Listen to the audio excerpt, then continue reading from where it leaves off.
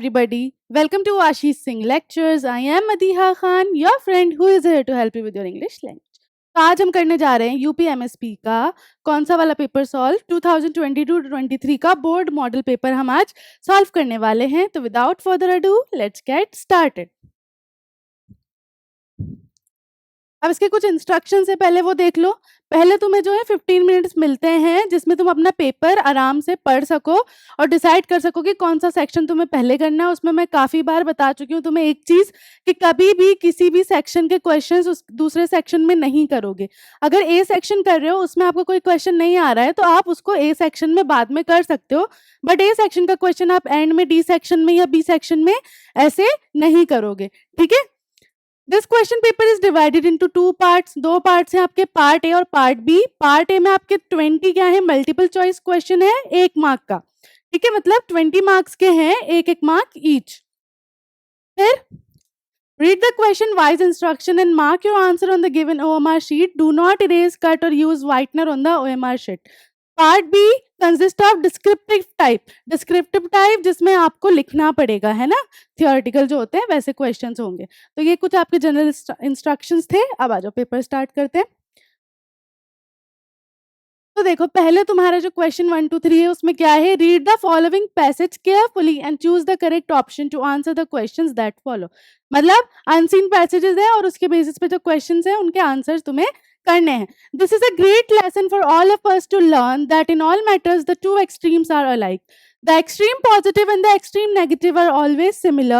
When the vibrations of light are too slow, we do not see them, nor do we see them when they are too rapid. तो यहाँ पे क्या बात हो रही है कि भाई जो लाइट की जो वाइब्रेशन होती हैं वो अगर बहुत ज़्यादा रैपिड हो तो भी आपको नहीं दिखती और बहुत ज़्यादा कैसी हो, स्लो हो तो भी आपको नहीं दिखती. So with sound, when very low in pitch, we do not hear it. When very high, we do not hear it either. ऐसा ही sound के साथ होता है. Of like nature is the difference between resistance and non-resistance. One man does not resist because he is weak, lazy, and cannot. The other man knows that he can strike an irresistible blow if he likes. Yet he not only does not strike but blesses his enemies. The weak who shows non-resistance is oppressed while the stronger one commits a sin if he offers resistance. तो क्या होता है, जो बेचारा week होगा वो क्या रहेगा, नॉन रेजिस्टेंट रहेगा. वो कुछ शो नहीं कर पाएगा, है ना, अपना कोई इफेक्ट नहीं दिखा पाएगा और क्या होगा, ऑप्रेस्ड होगा, दबेगा और परेशान होगा. जबकि जो बंदा है जो दिखा रहा है रेजिस्टेंस वो क्या करेगा, कोई सिन कमिट कर रहा है. सिन कमिट करने का सेंस यहाँ पे क्या है कि भाई वो किसी पर क्या बोलते हैं, दबाव डाल रहा है, किसी के साथ बुरा कर रहा है, ऐसे.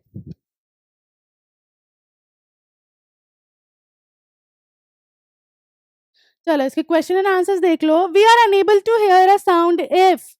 हम कब अनेबल होते हैं, कब नहीं सुन पाते कोई भी साउंड, आवाज. If it's too low, if it's too high, if it's too noisy या बोथ ए एंड बी. तो हमने क्या देखा, नेगेटिव पॉजिटिव देखा. मतलब ज्यादा लो होगा तब भी नहीं सुन पाएंगे और ज्यादा हाई होगा तब भी नहीं सुन पाएंगे. तो ए और बी दोनों.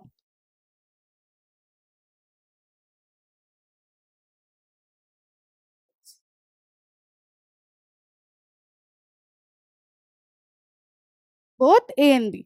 The two extremes are alike means दोनों एक जैसे हैं क्योंकि extreme positive is better than extreme negative या excess of anything is not good.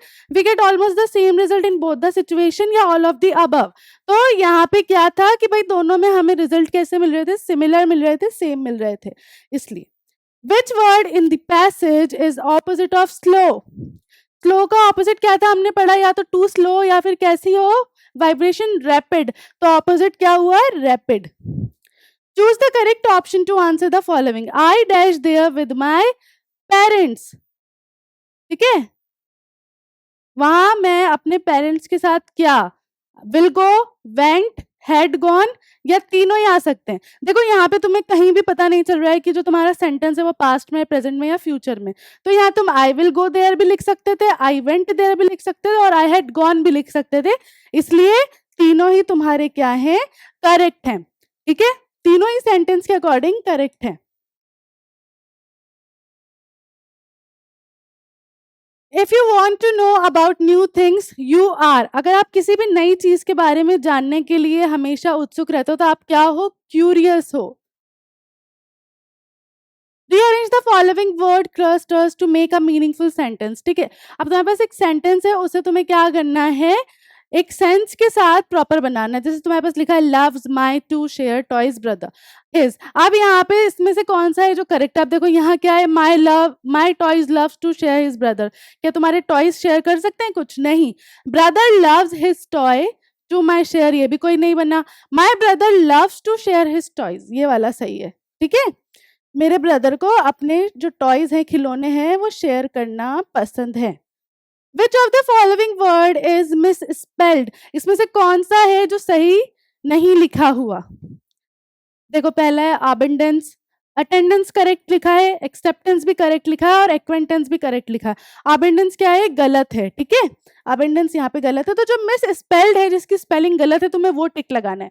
He jumped dash the wall to save the drowning girl. He jumped कहाँ पर? जब हम किसी चीज के अंदर जाते हैं तो हम क्या लिखते हैं? इनटू।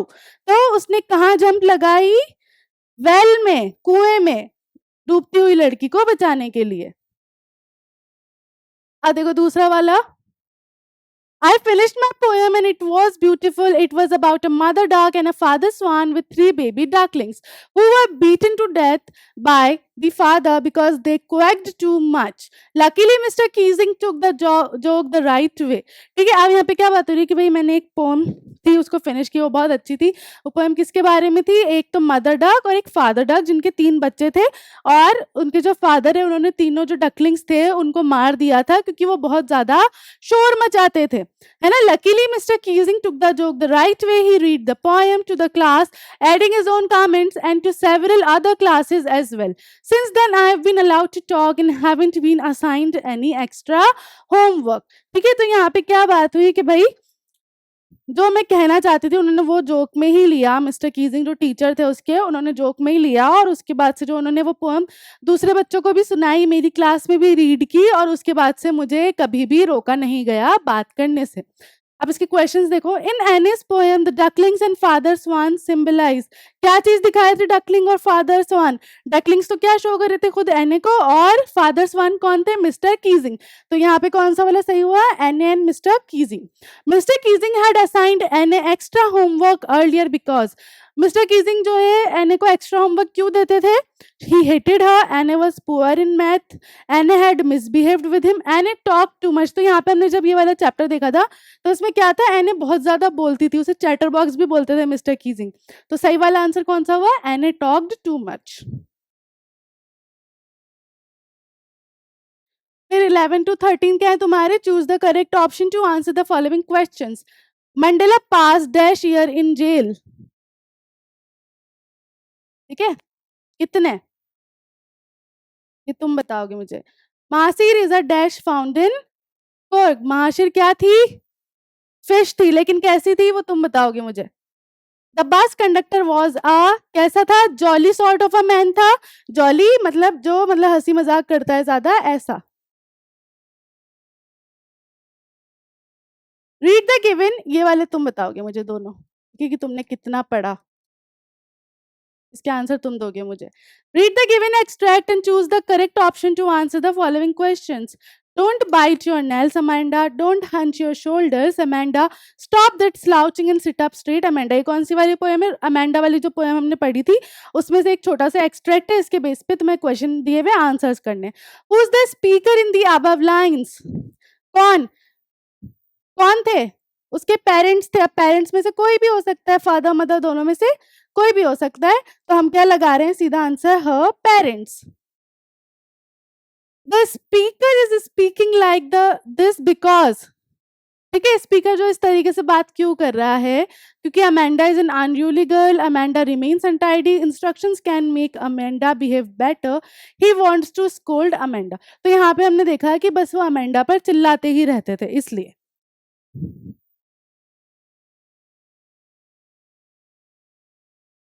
नहीं, इसमें बिहेव बेटर वाला सही है।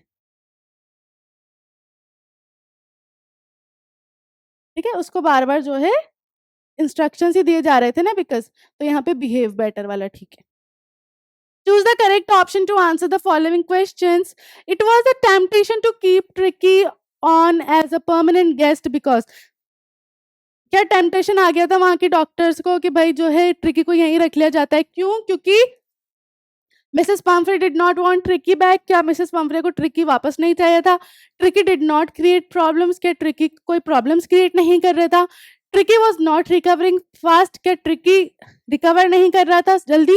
Mrs Pomfrey sent a lot of eatables that the doctor enjoyed. तो रीजन क्या था कि मिसेस पम्फ्रे जो है काफी कुछ अच्छा अच्छा खाने को भेजती थी, लाइक अंडे, वाइन वगैरह। तो उससे क्या हो रहा था, जो डॉक्टर्स थे वो इंजॉय भी कर रहे थे और एक टेम्पटेशन, एक लालच भी उनमें आ गया था। Anil taught Hari Singh too. अनिल ने क्या सिखाया हरी सिंह को? Cook and write, cook write and add numbers, write cook and add. तो उसने क्या क्या सिखाया था? Cook write and add numbers. पहले कुकिंग सिखाई, फिर अपना नाम लिखना सिखाया, फिर धीरे धीरे वो मैथ सिखा रहा था। क्वेश्चन 8 देखो, the book gifted to E Bright by his mother was, किस बारे में थी? Travels of Monarch Butterflies, History of Monarch Butterflies, The Travels of Butterflies, The Travels of Monarch X। तो कौन सी थी? Travels of Monarch X। ठीक है, ये 10th। ठीक है, इस तरीके से करोगे आप। Which of the following combination describes Matilda? Matilda वाला जो चैप्टर था, है ना, नेकलेस वाला। रिच, ब्यूटीफुल, फैशनेबल, नहीं, रिच, ब्यूटीफुल, फैशनेबल तीनों ही नहीं थी वो। Fashionable, ambitious, middle class, ambitious, middle class, satisfied, rich, dissatisfied और एम्बिशियस। तो मटिल्डा कैसी थी? कैसी थी?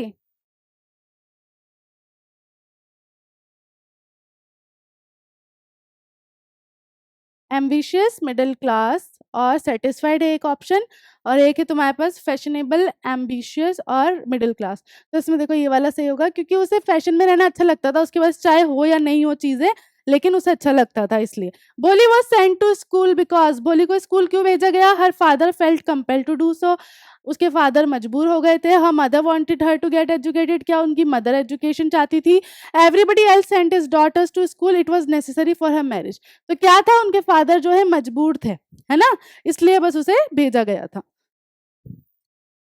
चलो ये तो हो गया पार्ट बी। देखो, read the following passage and answer the questions that follow. When we enter New York harbour the first thing we see is the Statue of Liberty. जब हम न्यूयॉर्क में एंटर हुए तो पहली चीज हमने क्या देखी? Statue of liberty. What impresses us the most is its size and magnificence. Have you ever wondered how it came to be there? The Statue of Liberty was a gift from the people of France to mark the 100-year anniversary of American independence. ठीक है, जो सबसे ज्यादा चीज जिसने हमें impress किया वगैरह था उसका इतना बड़ा साइज और वो जैसी दिखती थी वैसा। क्या आपने कभी भी सोचा है कि स्टैच्यू ऑफ लिबर्टी जो है वहां पर क्यों था, क्यों बनाया गया था?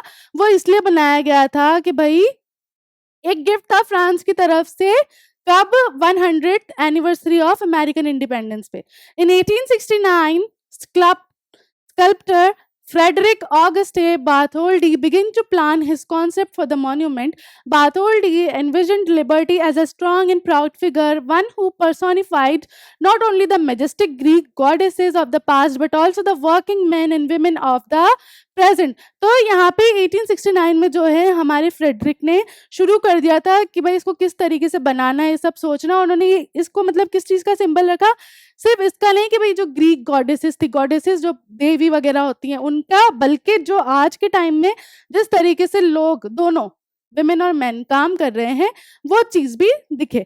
Finally in 1884 the work was finished and Liberty was packed into 214 crates and sent to New York city.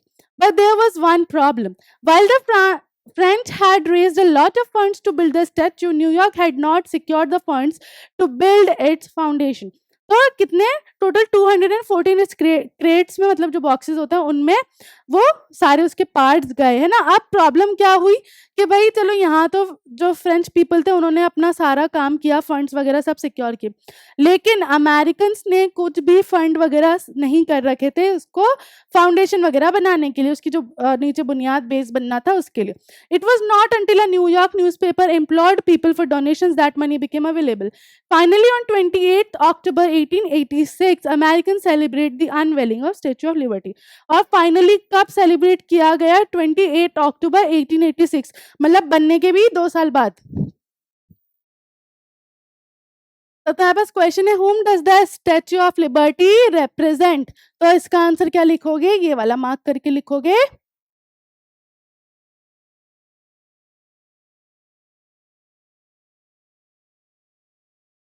यहाँ से इसको एस को हटा के लिख दो, represents. Liberty represents a strong and proud figure, one who personified not only majestic Greek goddess but also the working men and women of the present. ठीक है, इसको यहाँ तक का आंसर पूरा डालोगे फर्स्ट का और वहां पे लिखोगे। ठीक है, नेक्स्ट क्वेश्चन क्या है? What is meant by the underlined portion?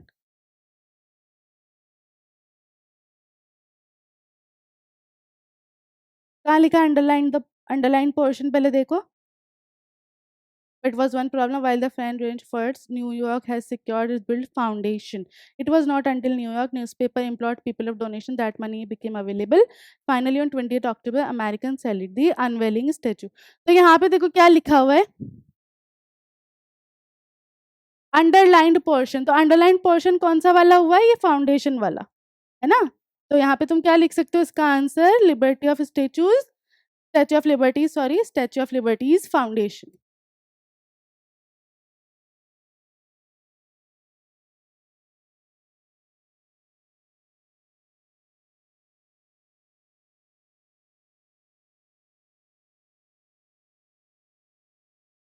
How did America collect money to install the statue? इसके लिए ये वाला लाइन आ जाएगी क्या? Third, New York newspaper implored people for donations that money became available. ठीक है, ये वाला ये आ जाएगा। ठीक है, न्यूज़पेपर में जो डोनेशन वाली बात डाली थी वो। फिर which word in the passage means requested? तो रिक्वेस्टेड इम्प्लोर्ड ये आ जाएगा। क्लियर? इस तरीके से करोगे। फिर नेक्स्ट है तुम्हारे पास अब writing section. Write a letter to your elder brother who lives in Delhi sharing your feelings about how you miss him at home. ठीक है, अपने बड़े भाई को लेटर लिखना है जो दिल्ली रहता है। क्या लिखना है उसमें कि भाई तुम उसे घर पे कैसे मिस कर रहे हो वो बताना है। ठीक है, एड्रेस नहीं दिया, अपना कोई भी एड्रेस डाल दिया, डेट डाल दी, डियर, नाम लिख दो अपने भाई का। I hope this letter finds you in good health and spirits. I wanted to take a moment to express how much I miss you. ठीक है, अब यहाँ पे क्या बात हुई कि आशा करती हूँ या करता हूँ कि जब मैंने ये लेटर तुम्हें जब मिलेगा तो तुम अच्छी कंडीशन में होगे, मतलब यहाँ पे हेल्थ रिलेटेड बात हो रही है ना। और मैं जो है तुम्हें ये बताना चाहती हूँ कि मैं तुम्हें कितना याद कर रही हूँ। It has been a while since we last saw each other and it feels like an eternity. ठीक है, काफ़ी टाइम हो गया जब हमने लास्ट एक दूसरे को देखा था और ऐसा लग रहा है कि बहुत ज़्यादा ही टाइम हो गया है। Being apart from you has been difficult for me. I remember the days when we used to play together, go on adventures and just spend time chatting and laughing. ठीक है, तुमसे दूर रहना मेरे लिए बहुत मुश्किल हो रहा है। मुझे सब याद आता है, आ रहा है कि भाई किस तरीके से हम एडवेंचर्स पे जाते थे, साथ में खेलते थे या फिर बातें करते थे। Those were some of the best times of my life and I long for those moments once again. और मैं जो है अब उन मोमेंट्स को वापस जीने के लिए जो है अब इच्छुक हो रही हूँ। I hope that we can soon find the time to visit each other and make new memories. Until then please know that you are always in my thoughts and prayers. With love, नाम नहीं लिखा तो अपना नाम लिख दो। इस तरीके से आप एक लेटर लिखते हो, आप लिख सकते हो इसमें ना। अगर ये नहीं करना तो दूसरा ऑप्शन है तुम्हारे पास, write an application to the principal of your school to complain that the water tanks in the school are not being cleaned regularly. तो तुम्हें अब अपने प्रिंसिपल को एप्लीकेशन लिखनी है ये बताते हुए कि भाई जो पानी है वो अच्छा नहीं आ रहा, क्लीन नहीं है और टैंक्स जो है रोज साफ नहीं हो रहे।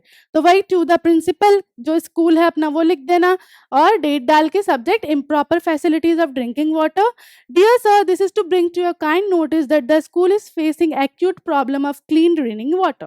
ठीक है, ये जो लेटर है ये इसलिए लिखा गया है कि आपके अटेंशन में ये बात आए कि भाई जो पानी आ रहा है स्कूल में वो साफ नहीं आ रहा, पीने लायक नहीं है। The tap water supplied to us is not clean, there are no filters और taps, we are forced to drink dirty water. Sometimes students can be seen drinking water directly from the taps making the taps unfit for others. ठीक है, तो यहाँ पे क्या बात हुई कि भाई क्लीन नहीं है, एक तो जो वाटर आ रहा है क्योंकि टैंक्स क्लीन नहीं हो रहे हैं रेगुलरली, और दूसरा कि भाई जो बच्चे हैं वो भी क्या कर रहे हैं, टैंक से डायरेक्टली जो टैप्स हैं, नल है, उनसे डायरेक्टली पानी पीते हैं, जो क्या होता है दूसरे बच्चों के लिए अनफिट हो जाता है ना, झूठा हो जाता है। I request you to make arrangement for pure and clean drinking water. फिर आपने रिक्वेस्ट की, थैंकिंग यू, योर्स फेथफुली, और अपना नाम लिख देना। इस तरीके से आप लेटर लिखोगे। Write a report on the craft exhibition in your school in about 80 to 100 words.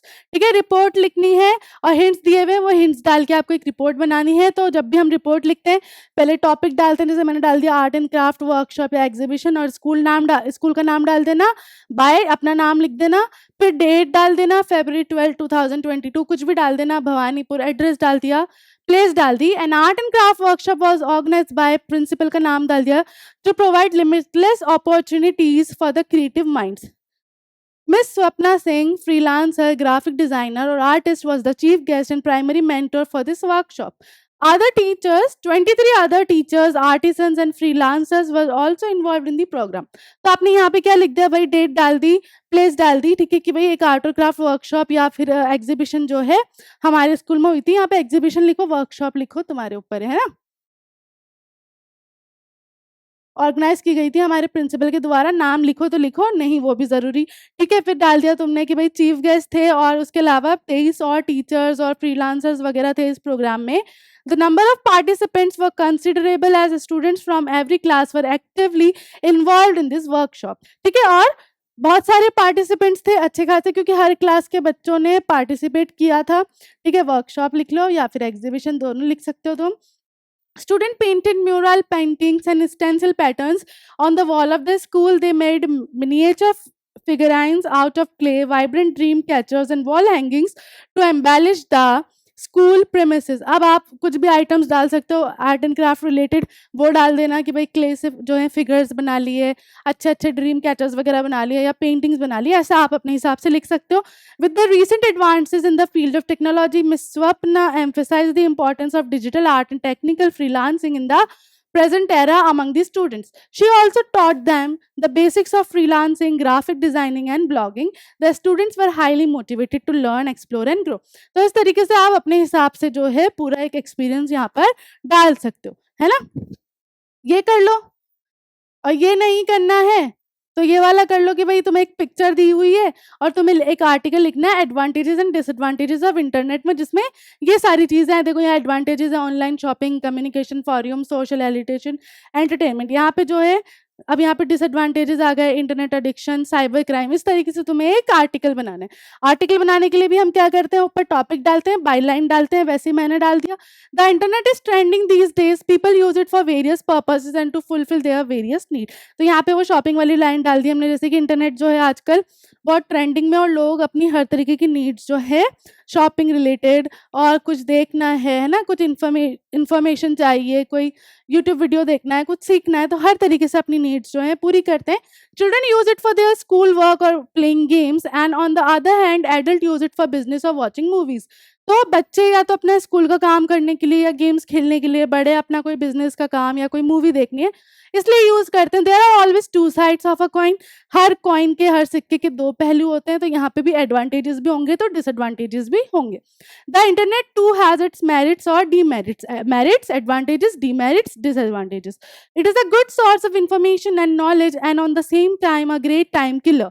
ठीक है, अब ये देखो, एक तरफ तो तुम्हें अच्छी नॉलेज भी मिलती है यहाँ से और दूसरी तरफ तुम अपना टाइम भी बर्बाद करते हो यहाँ पर. तो दोनों चीजें हैं. We can entertain ourselves by playing games on it or watch movies. We can enlighten ourselves by the educational and knowledgeable element in it, like e-books, educational websites और news sites. तो हम जो है अगर हम इसे अच्छे वे में यूज़ करें तो हम बहुत अच्छी अच्छी चीज़ें यहाँ से सीख सकते हैं. Sometimes the internet can be a blessing while sometimes it can also be a curse. कभी कभी तो ये एक वरदान और कभी कभी ये श्राप भी साबित हो जाता है. On the internet, you are exposed to many malicious people who can affect you in a bad way. You can be getting spam emails or some very inappropriate messages on social media platform. We should not let the internet to affect or harm our mind. We should use it in a way that brings happiness to us, to people around us. तो एक तो आप time भी waste करते हो यहाँ पर, दूसरा ऐसा होता है कि देखो दुनिया में हर तरीके के लोग हैं, तो हमें इंटरनेट के थ्रू कुछ ऐसे लोग भी मिलते हैं जो अच्छे नहीं होते हैं ना. अब वो आपके साथ कोई फ्रॉड भी कर सकते हैं, कुछ मतलब साइबर क्राइम्स भी हो जाते हैं. तो यहाँ पे इस तरीके से आपको मेरिट्स और डीमेरिट्स लिखने हैं इंटरनेट के. एक ग्रामर सेक्शन है तुम्हारा, rewrite the following sentence by changing into indirect. तो यहाँ पर अभी डायरेक्ट में लिखा है, Kiran Kiran said to her mother please allow me to play. अब देखो तुम लिखते टोल्ड, लेकिन यहाँ पे वो प्लीज बोल रही है, रिक्वेस्ट कर रही है. तो मैं क्या लिखूंगी यहाँ पर, Kiran requested her mother